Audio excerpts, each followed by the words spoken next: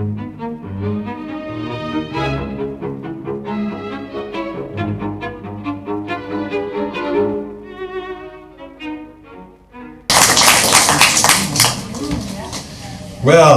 the highlight of our evening.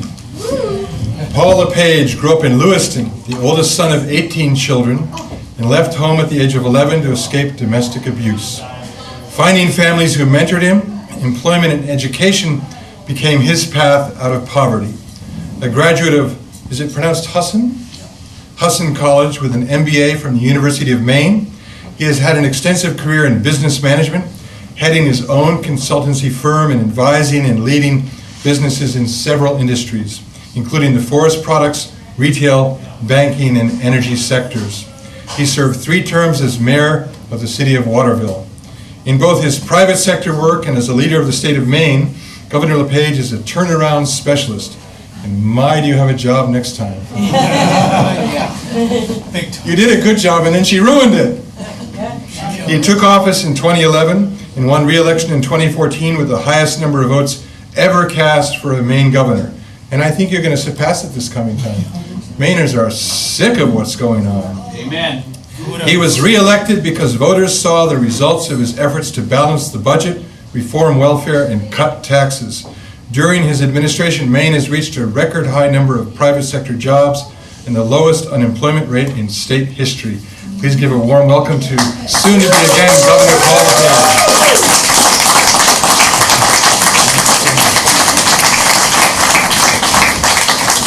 Thank you. Wow. Stop. You know, there's one little sentence up here.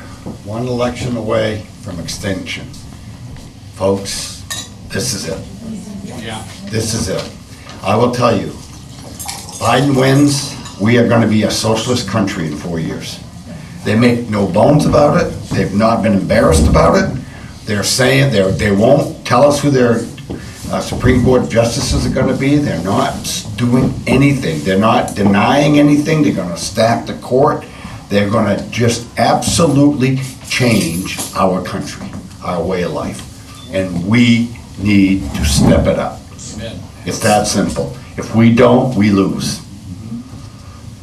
You know, the Supreme Court, and this is where I have a real bone of contention with Susan Collins, although I will talk a little bit more about that in a minute. I think her comment of saying I'm not going to vote before the election is a bad decision. But we got to forgive her because 99% of the time she's been there for us for judges. And so maybe she had a brain cramp, I don't know. I've had a few in my life. This judge that we're trying to confirm, it is so important for the future of our country. Right now, we have 8 judges. Even number. Some say it's 4-4. Technically, it's 5-3. Although one judge, the Chief Justice, has not been very supportive of our causes. Very disappointing. I have met the man. I've talked to him several times. He talks a good game, but he votes very poorly. And so we really need this judge to be confirmed. 1, she's an intellectual. She's a scholar. 2, family. She's a wonderful family. 3, she's Catholic. That's going to be, hopefully, is what the Democrats will go after her for. Because I will tell you one thing about, I'm a Catholic, and I will tell you what happens with Catholics. They might be Democrat, they might be Republican, they might be independent. But their religion, it comes before their politics.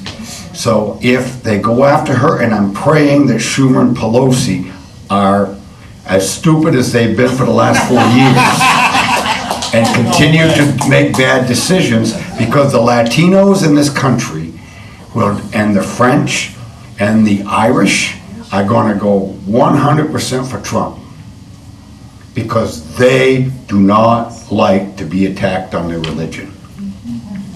It's that simple. And so I'm hoping and praying that she gets through. And in the end, I do believe if there's a vote in October, that Susan Collins will vote the judge in. Now, if she doesn't, it will be likely her last term anyways. I mean, I've had my differences with Susan Collins for many, many years, and they've been up and down. Same with Olympia Snow. I had my ups and downs with Olympia Snow. With Angus King, I've had totally down. There has been no discussion whatsoever. In matter of fact, I will tell you this, in my lifetime, and I've been trained in finance and economics, in my lifetime, the worst governor in my lifetime was Angus King. Oh my God, killed him. By far, by far. John Baldacci was a caretaker governor. He didn't move the needle too much. Just a year ago, he made a big mistake there, and we got rid of that as soon as we came in. But otherwise, he was not bad. McKernan was actually a sort of a caretaker governor because he did not have the House of the Senate. Sleepy Joe. And then we had Joe Brennan. And actually, Joe Brennan was a moderate back then, and he's actually not as bad as you all think he was. But I'll tell you somebody that was bad. Here we go. Governor Chan. Father and son combination. Bennett Cates and Roger Cates. Now let me tell you about Bennett Cates. Bennett Cates is a Republican, moderate Republican under Ken Curtis. He jumped ship to vote for the income tax. It was supposed to be for 2 years.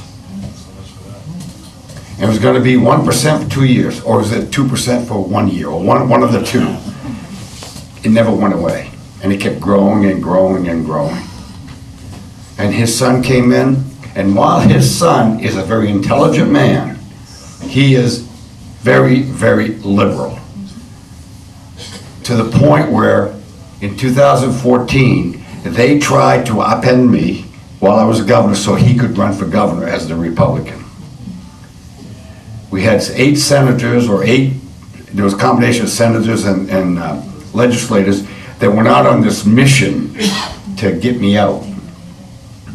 And they failed. They failed. And then in 14, I won. And then in 16, Tom Saviello and Roger Cates tried to make some stories up that I was diverting wood and I was doing all kinds of stuff. Never was involved in any of it. They've never produced one document that my name was on it. It was exactly the same thing as what the Russians did. You know, the Russian and the Ukrainians. What it was false. It was totally false. Now, I say Tom Saviello because you need to remember this. He's going to primary me in 2 years. Just remember that. Now, Tom Saviello has been a Democrat, an independent, and a Republican.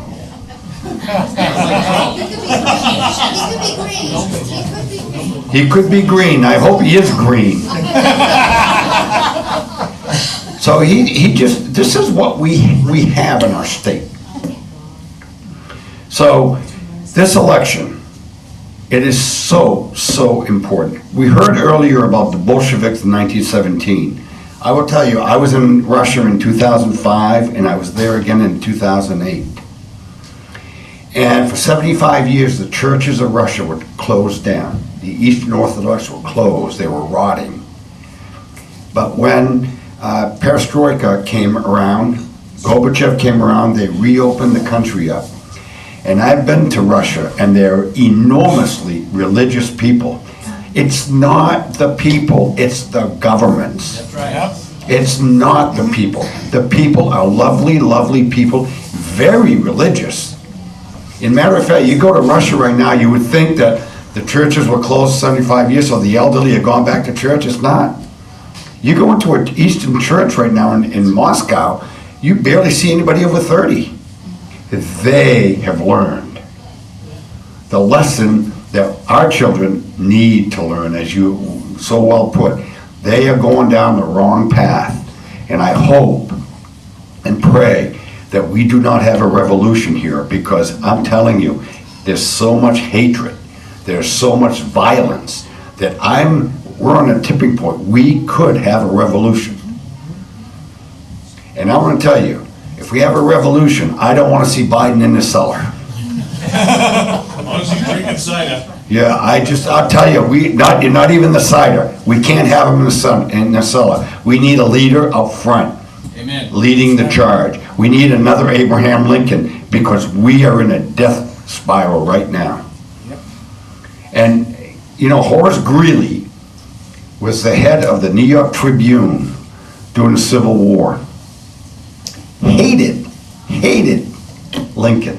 Did everything in the world to try to get rid of Lincoln. In fact, he decided he was going to run for president, and he tried it twice and got beat by Grant after Lincoln was assassinated.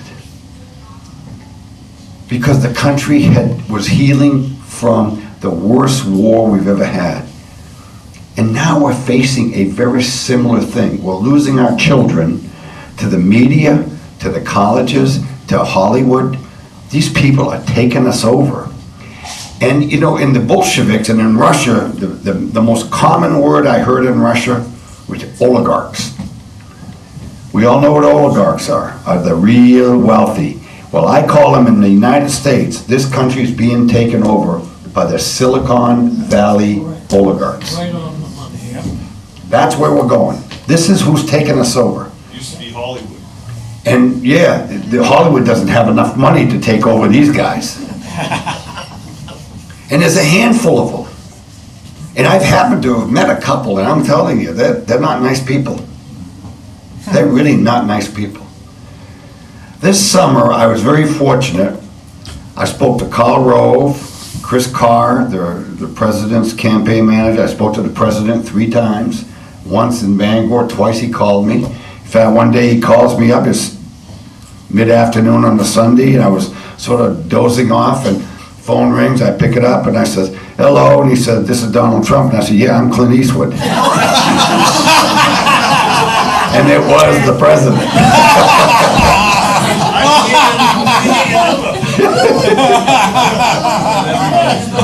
Demi, I think Demi and the Republicans made sure he had my number. Today I spoke to Chris, oh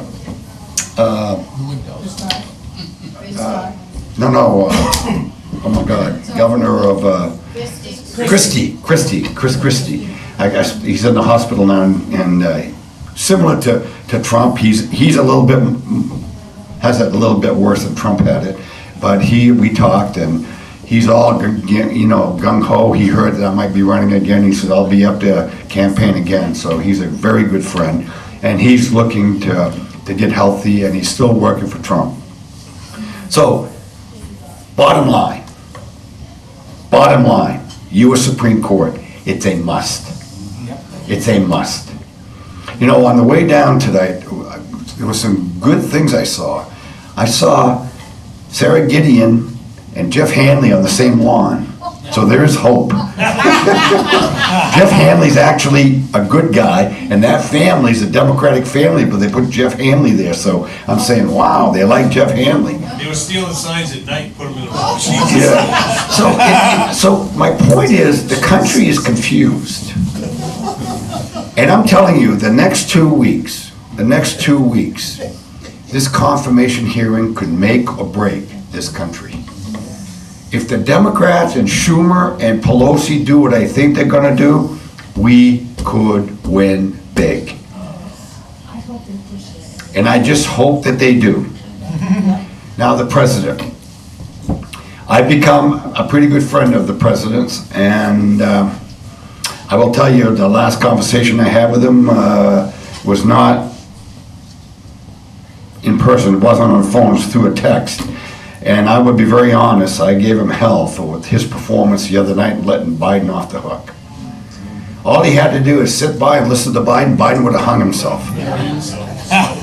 But what did we do? He interrupted. I don't mind him interrupted Biden, because you're not interrupting anything. It's nothing meaningful. But he interrupted the moderator. And Chris Wallace, whether you like him or not, he is, on a national stage, one of the better ones. I mean, he's still a Democrat and he's still a liberal, but he's not a socialist liberal. He's not way over the heap. And to go after him, all you did is you energized him to go out and go on a tour and say, he interrupted me 45 times. Not a good thing. So I also know Mike Pence, and he's going to be on tomorrow night, and I really am looking forward to him to do well. Let me tell you, he's a calm, cool, collected guy, and we could not have a better person in the vice presidency. He is the real deal. As a matter of fact, I'll tell you a little story. When Donald Trump went to Indianapolis, Indiana, to interview him and to ask if he'd be vice president, he brought Chris Christie along. And so Chris had been a governor, and of course Mike had been a governor, and I was a governor with him. And so they were talking. And so after Mike said that he would do the job, he asked the president if they could have a little prayer. And the president said, sure. And so they had a little prayer, and the president left and went on his way. And as they're boarding the plane, he looked at Chris and he says, does he always do that? Think about it. And he said, absolutely, that's who the man is. Yep. He's solid. He's solid, solid, solid. And a wonderful vice president, and hopefully young enough that he can be a president in the future, because I really think the world of him. Now the U.S. Senate. Let's go to Susan Collins. You know, I've had my ups and downs with Susan. I voted today. I voted for Susan. I've told people, I know a lot of Republicans are mad. She doesn't believe it, but a lot of Republicans are mad at her. And it's the people that support me the most, probably the most right part of the conservative part of the party. But I have to tell people, you need to vote for her, because it's beyond her. It's not about Susan, it's about the United States Senate staying Republican. Yeah, that's right. It's that important. Lindsey Graham's in the battle of his life. There's a couple of Ernest and Iowa's in the battle of her life. We need to protect Susan. Amen. That's right. You know, we just need to protect her. It's like my daughter used to tell me, running my dad's campaign, it's like having your 2-year-old run into the middle of 95 at 5 o'clock in the afternoon, not a damn thing you can do about it. Because I just did what I thought, my instincts. I think she's doing that now. And I think she's moving to the left because she's had good luck with the left. But she's had good luck with Democrats. She's not had good luck with liberal socialists. No. And they've gone too far, and they're not on her side. And so we need to bring her in. We need, as a party, to get behind her. We need to support her. We need to get her elected. And once she gets elected, well, I don't know if I'd go spank her, but I think she's gonna get smarter. Yeah, she will. She'll humble herself to understand who got her there, and once they analyze the election, and if we come and are behind her, I think that she's gonna appreciate that, and then we don't want her to fall prey to what happened to Margaret Chase Smith. The same exact thing happened to Margaret Chase Smith. She ran, she was independent, she refused to endorse Richard Nixon. She didn't want to endorse him, she wouldn't speak up, and she lost the election. Susan Collins does not want to endorse the president. She's a never Trumper, and I'll tell you, Bruce Poliquin, he paid the price. Ayotte in New Hampshire paid the price. Yep. You're gonna pay the price. Right. So we need to get behind her and push her over the finish line. We truly, truly do, because we cannot lose the U.S. Senate. You know, even Mitch McConnell, he's not my greatest, president, speaker, Majority leader. majority leader in the Senate. However, he is a reasonable guy who is not a Schumer, and he can hold Schumer back. If Schumer gets 53 votes or 51 votes, let me tell you something, we'll have 15 people on the court. Jesus. He will just stack that court.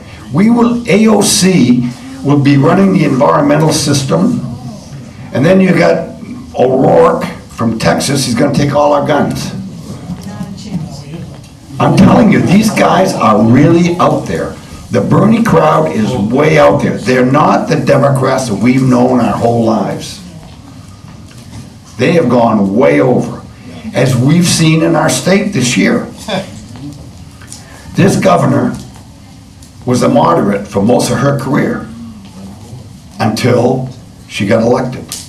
And then and her staff, they're all socialists. She's not brought in many of the old guard, except for Dunlap. And Dunlap's been nothing but a hack his whole career.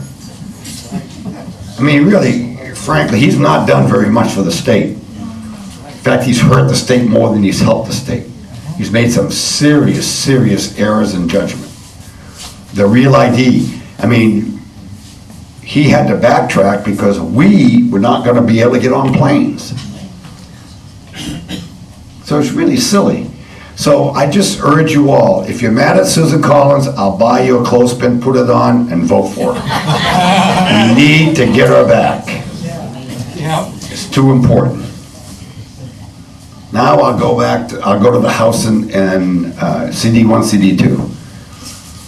CD1's an uphill battle, and Dr. J here is, Jay Allen is a great guy. I voted for him today. I know that he's leading in Edgecombe as of 9 o'clock this morning. I don't know what happened the rest of the day. So I wish him well. And let me tell you what I think about this gentleman. I followed him now for the last 3-4 weeks. We've been in many venues at the same time. He's been a military veteran. He's a doctor. Everything he's done professionally has been public service. The only time we hear about Shelley Pingree is when she's flying over, heading to the Caribbean. And there's no contest. If you put him on paper, there's no contest. The issue is getting him around and making sure people know and see and understand who he is. And that takes getting around to people, getting in front of people, and this year is such a difficult time to do that because of COVID. So COVID is actually protecting Shelley Pingree.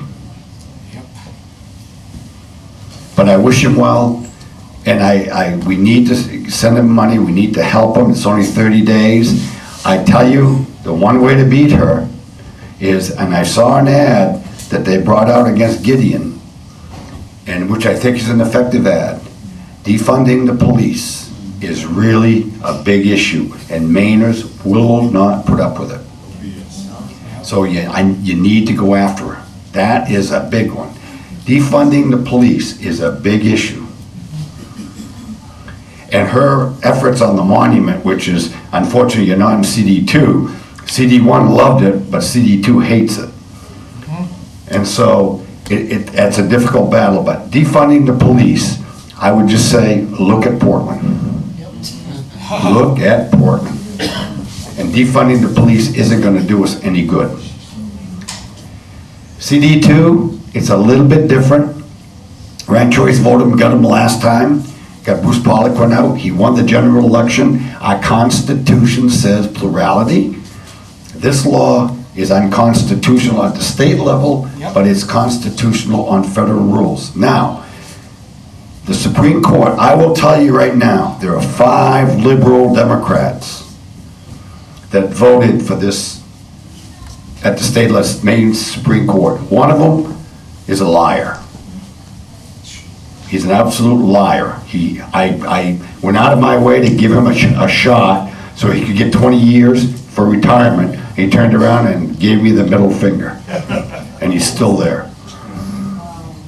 And he comes up in 2023. When you're governor. When I'm governor. And the other 4 as well. That was not good public policy. They disenfranchised an entire state. And they need to pay. And the best way to make them pay is to retire them. Just tell them that we no longer need your services when they come up again. And I plan to do that. My next time, the first time around, my first 8 years, I look for the best resumes, and I put best resumes on the courts. But let me tell you something, sometimes the resume doesn't count. Sometimes the ideology is so strong that they'll make the wrong decisions. They made a horrible decision. It was absolutely disgusting. So, I'm gunning. CD2, I think we have a great candidate. He's a good family man, he's a granddad, he's a businessman, he's been in the legislature for 8 years, he got termed out, so he understands the process. He's conservative, he should win easily. Unfortunately, he's running against someone who's a Democrat and is campaigning as a Republican, Right. but votes as a liberal. Right. And that's where we gotta make sure that the people in CD2 understand. If we can make them understand that, Dale should win that race. He should win that race. And I remember the president calling me that day, he called me that Sunday afternoon, it was about Dale, he says, he was in last place, he was hardly touching scratching the electorate. And then all of a sudden, you told my people not to endorse anybody, that you'd bring them across the finish line. And we did. And I clearly believe that I had a lot to do with him winning the primary. And it was against Adrian Bennett, who worked for me for 6 years, and Eric Brakey, who had a good record in the Senate. But it was about the experience. And I felt that it was important to get somebody with experience to go up against this Democrat. He's got a lot of money, so Dale's got to beat him on the ground. And so, hopefully, he wins. I think if the president's lead is as big as they say it is in CD2, it could be, the draft could bring him right in. CD1, I'm confused because the media says one thing and then the numbers from the internal numbers say something else. So it's hard to tell. But I will tell you this. In 2014, Monday night, the night before the election, MSNBC, CNN, ABC, NBC, CBS, Fox News, Reuters, and the Wall Street Journal all unanimously said I had no path to victory. I could not win. The polls had me losing with Tom Corbett. And the next day we set a record for the most votes for a governor. So the polls, particularly now that most of them are done on cell phones, are really not the same as they were with landlines. Because if a landline, they have an address, they know who it is, they can go to and see how you vote, and if you're a Democrat or Republican. We don't have that now. It's not as refined, so it's a little bit more difficult. So I really think that he has a really good chance. I think Jay has a good chance. As far as the work ethic, he should win. However, you have to overcome Portland, and Portland's where our downfall is. And the problem with Portland is that we can't find Republicans to run. And so the Democrats run unopposed, so they can help everybody else. So they team up on you, and that's where the problem is. But boy, I wish him good luck, and I wish Dale Crass, if we could get those two in there, whoo, what a coup that would be. But we certainly have an opportunity. Legislature.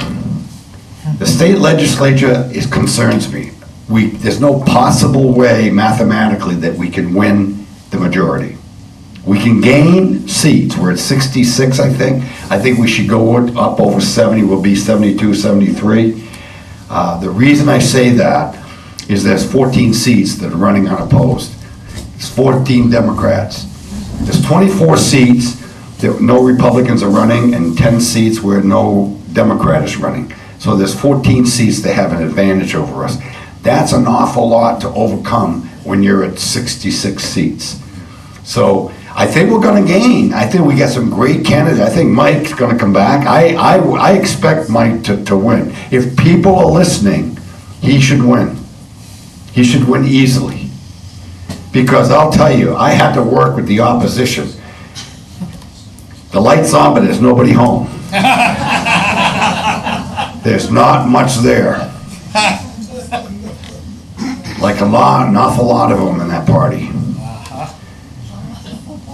We have a seat down, Jeanette, whose Dunlap is termed out. Now they're gonna bring in this super liberal and make him the Secretary of State. Actually, that's a good thing. Because it'll take him a year to find out what a bathroom is. It'll take him another year to start making decisions, and then there's another election. So he doesn't have the experience. If it was Bill Diamond, we'd be in trouble, because he knows where everything is. It'd be good, actually, you'd screw everything up. So I really think that may not be a bad choice. The Senate, however, is a different ballgame. I think we're gonna win the Senate. I'm predicting maybe 20 seats. I think we might get 20 in the Senate. If we get 20 in the Senate, we work together and don't do what we have a reputation of doing, is eating our own, we could really control the Senate and control state government and control Janet Mills for the next 2 years until we can have another election and get her out of there. Who do you recommend to fill that seat? I'll be challenging. I know Eric Brakey wants to run. He's got a domain to run against me, but I will be primaried. I think Tom Saviello, myself, Eric Brakey might all be running, but I'll take them on. I'll take them on. I'm not worried about taking them on. In fact, I'm not worried about Janet Mills either. I don't think she's got the energy. I don't think she has the work ethic, and she certainly hasn't demonstrated a work ethic as governor. You go in at 10 o'clock, you go to lunch at noon, come back at 2, and leave at 3. I mean, geez, I'm gone. You do that on your bicycle, right? Yeah, I mean, it's awful. And her decision-making, she is not making the decisions. Her decisions are being made by her commissioners, and that's where the problem is in state government. She is not doing the work. Yep. When I was a governor, I read every bill, and that's why there were so many vetoes, because there were some real problems. And I remember one bill went under the hammer. Now, under the hammer means the bill comes up, the speaker and the president of the Senate will say, anybody object? No, okay, bang. All in favor? Aye, boom, done. So it passed under the hammer, unanimous in both houses. I read the bill, I vetoed the bill, and I told them why. It went back upstairs, it did just the opposite of what the title said. And it was doing just the opposite of what the intent was, because nobody had read it. And so it was sustained, my veto was sustained under the hammer. They never voted on it, they just said, whoop, we made a mistake. That's why Sarah loves you so much. You know, it's just incredible. Sarah Gideon, I will tell you, let's not talk about it, because she's empty. There's nothing there. No, she's not bright. She's not bright. She's a little princess, and she's wealthy. I mean, I don't know if you know this, but her maiden name was Gideon. Her husband's name is not Gideon. He took her name. He took her name. Now, my daughters, I have daughters that have taken, they kept their name plus a dash in their married name, but not her. He gave up his name. Now, that's a very unusual move in our society. Just saying.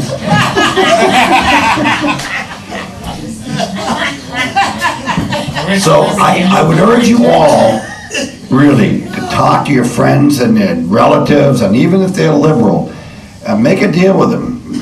You gotta get the Senate. You gotta get them to give you some slack, cut you some slack, and tell them to look at their wallets and see where the money went.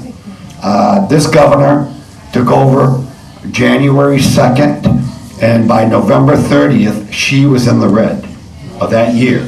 Several months before COVID hit, she was broke. COVID did not break the state of Maine. Janet Mills broke it before COVID. And I'll tell you, I can't wait to debate on her. I mean, we've been following the numbers, and now what she's doing is she's keeping the state closed because she's living off federal money. That's right. If she opens up the state, she loses federal money. Oh, Yeah. So she's living off the state right now. We put in, when we brought the liquor business back into the state, instead of using the moral obligation of the state to secure the bonds, I used the liquor business. Because the liquor business, for 10 years, was giving us 10 million a year. It gives out about 55 million a year if you have it in-house. The debt service on the bonds was 20 million, so we were putting away between 20 and 25 million a year. As much as 30 million a year. And so over 10 years, you'd have between $250 and $350 million set aside that she couldn't touch. But she's touching it. She's violating the law and the bond agreements. She's violating and using the money. Very, very dishonest people. Sarah Gideon got an ad out there saying that she didn't raise taxes when she was Speaker of the House. You're right. You need a letter. You know why? I had a pen.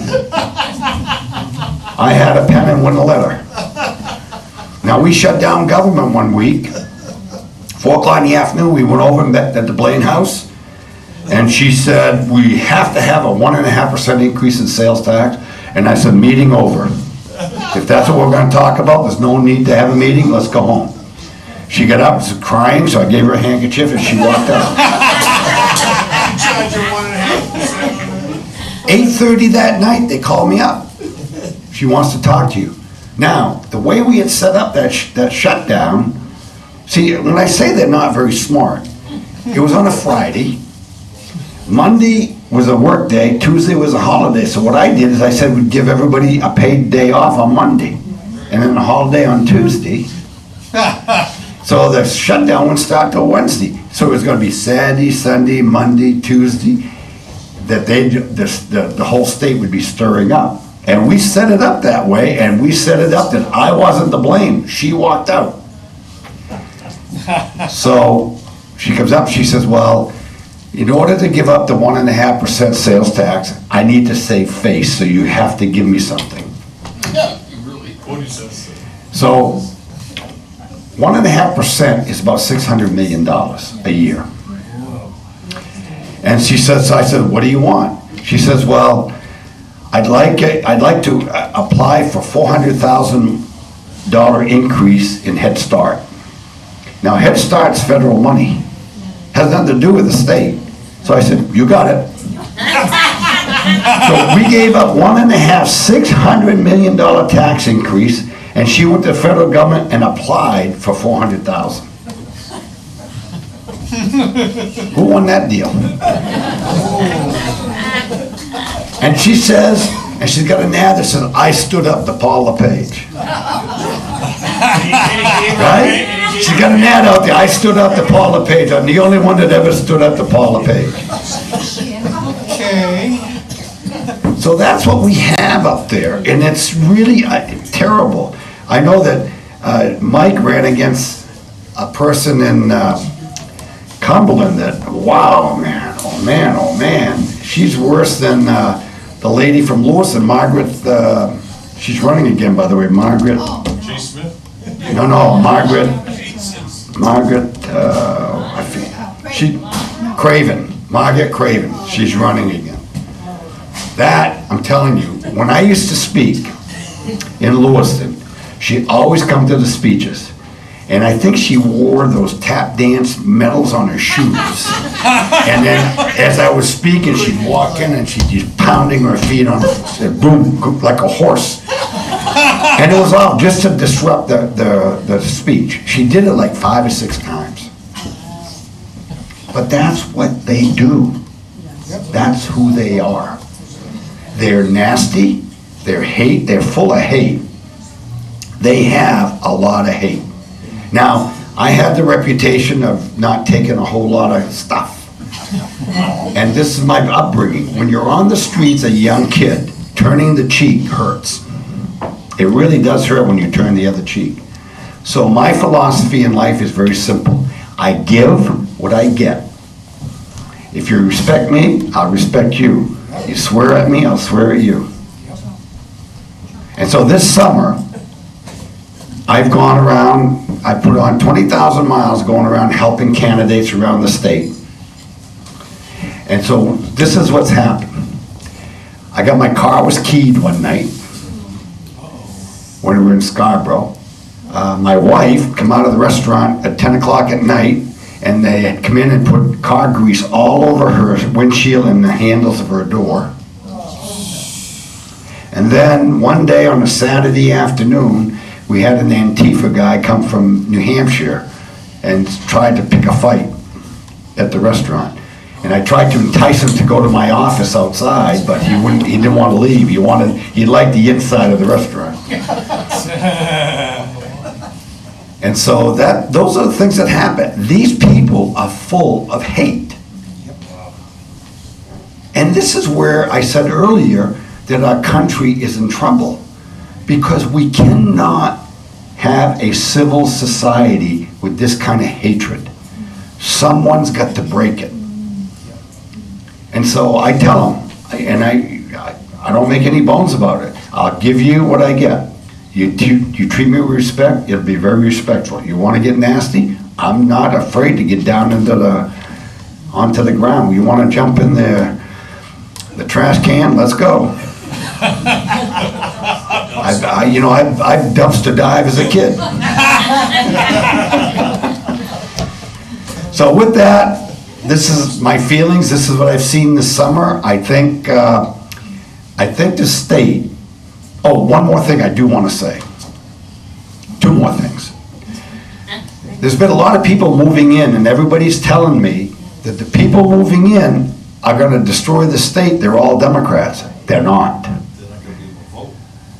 Oh no, they can vote. You only have to be here 8 hours to vote. You're here for 1 day, you can register to vote. But now let me tell you what I'm finding.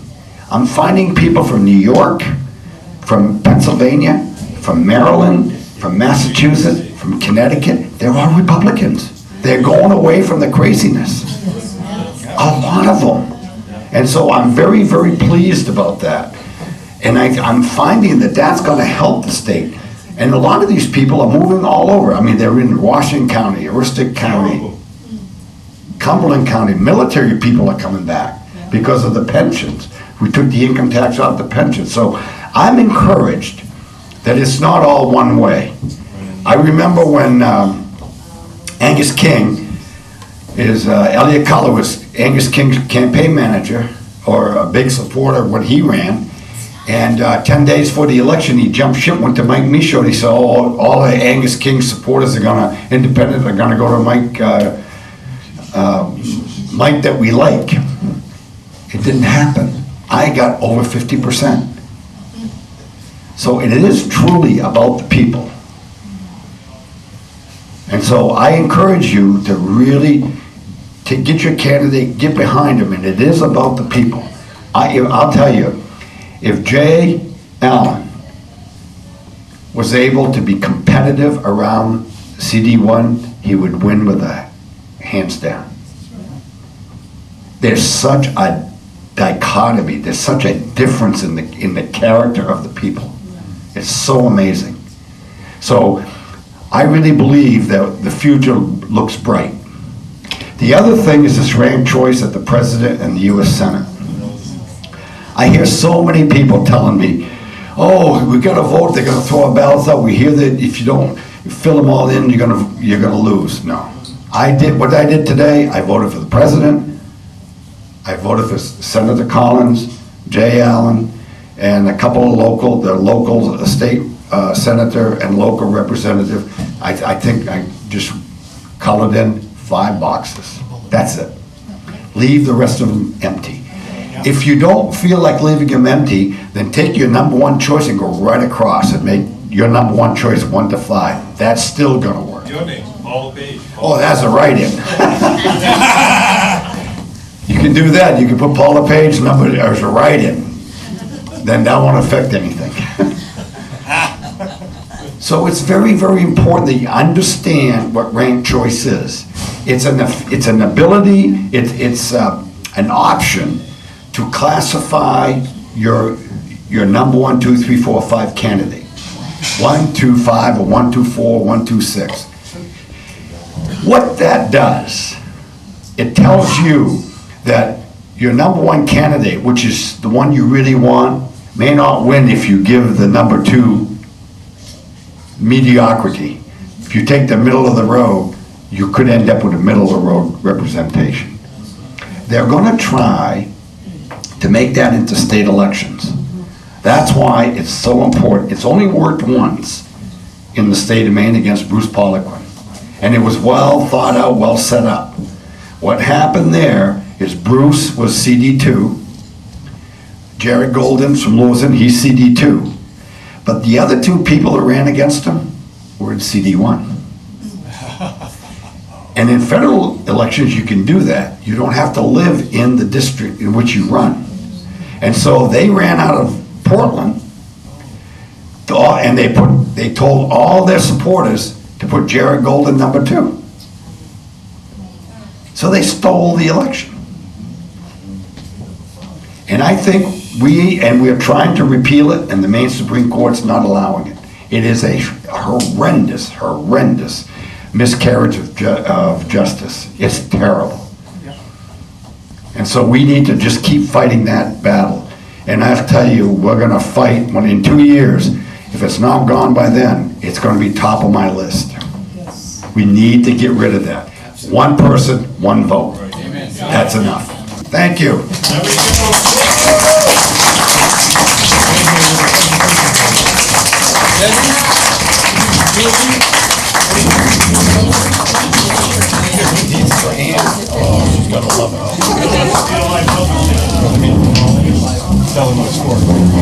We just wanted to give some flowers to your wife to take home, and to Demi, flowers for you, and Julie, some flowers for you. Where are they for Julie? Thank you.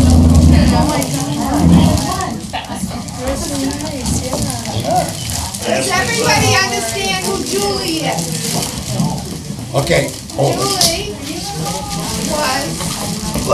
Let me tell you who Julie is. Julie Rabinowitz was in the administration, in the communications sector of the administration. And way back when I ran in 2010, we had an organization called Maine People for Politics. And it's a policy part of our campaign. So when I left, we revived it. Julie works full-time, and she's sort of the watchdog on the governor. And so she writes a lot of articles and does a lot of research, and does a research for the House and for the Senate, and to try to get the policies and the ideas of Republicans out there so they don't die over the next 4 years. And so, but it turns out that the governor's so boring, they still write about me, so.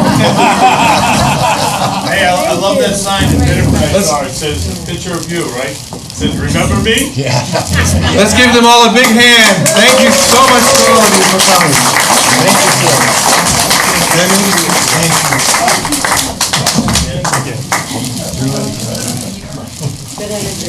Thank you all, and good night. And on October 18th, we'll have a video version of this on our website. Thank you, and God bless you.